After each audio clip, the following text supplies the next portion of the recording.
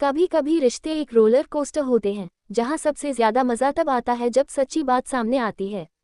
सोचिए, आप और आपके दोस्त या साथी हर दिन छोटी छोटी बातों पर लड़ते रहते हैं, लेकिन अगर आप दोनों सही तरीके से बात करें तो वो लड़ाई भी कभी कभी दिल से निकलकर एक मजेदार कहानी बन सकती है ना?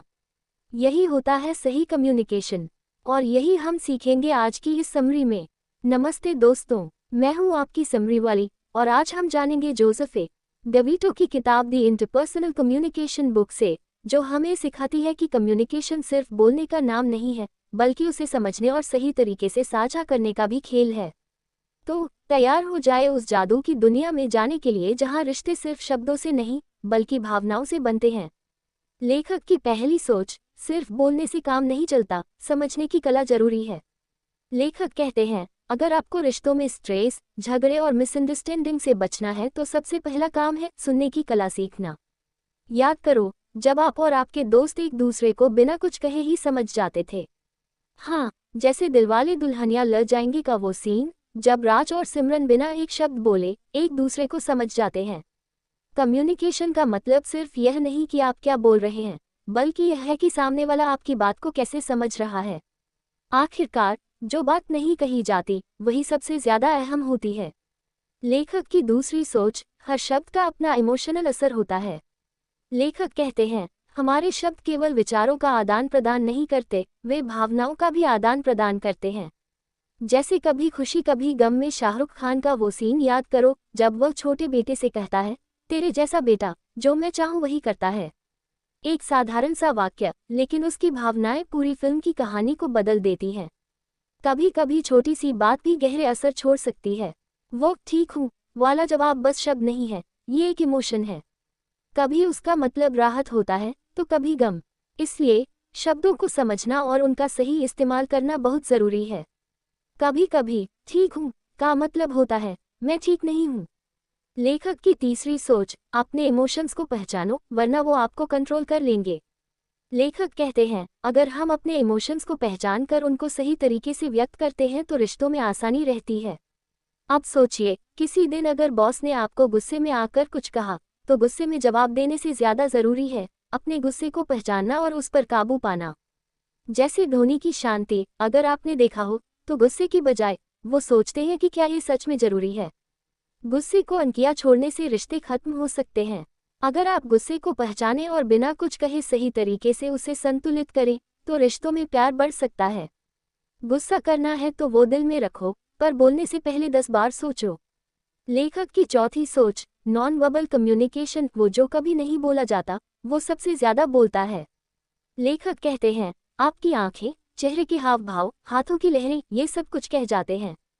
कभी किसी से बात करते हुए अगर उसने अपनी आंखों में सर्दी दिखाई हो तो जरा सोचिए वो क्या बोलना चाहता है। जैसे कभी अलविदा ना कहना में शाहरुख और रानी की आंखों में वो दर्द जो कभी किसी शब्द से नहीं कहा गया, वहीं से तो वो सारी कहानी शुरू होती है। आपके इशारे, चेहरे के हाव भाव और आंसू भी बहुत कुछ बयां करते हैं।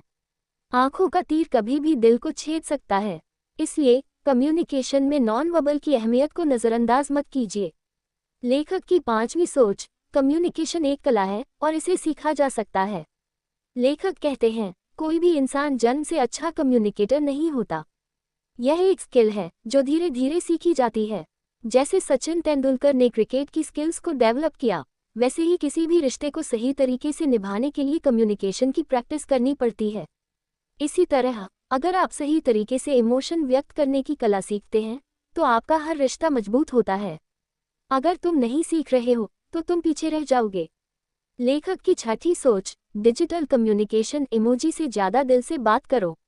लेखक कहते हैं, डिजिटल वर्ल्ड ने कम्युनिकेशन को थोड़ा आसान बना दिया है, लेकिन क्या सच में क्या हुआ? जैसे धोनी की शांति को देखिए, क्या वो सिर्फ स्माइल या एंगर से समझ पाते हैं, या फिर दिल से इंटेंस बातचीत करते हैं?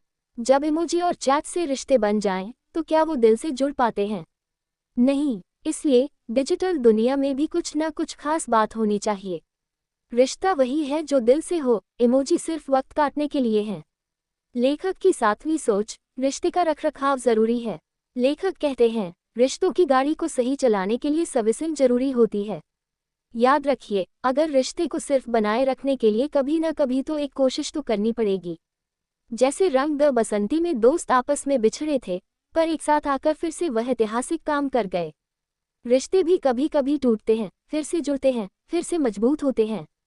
कभी कभी छोटी छोटी बातें जैसे कैसे हो या तुम्हारी तबीयत ठीक है, रिश्ते को रिचार्ज कर देती हैं। रिश्ते किसी गाड़ी जैसे होते हैं, थोड़ा पेट्रोल डालने से तो और भी फास्ट चलते हैं। अगर आपको ये समरी पसंद आ रही हो तो लाइक और सब्सक्राइब जरूर करिए।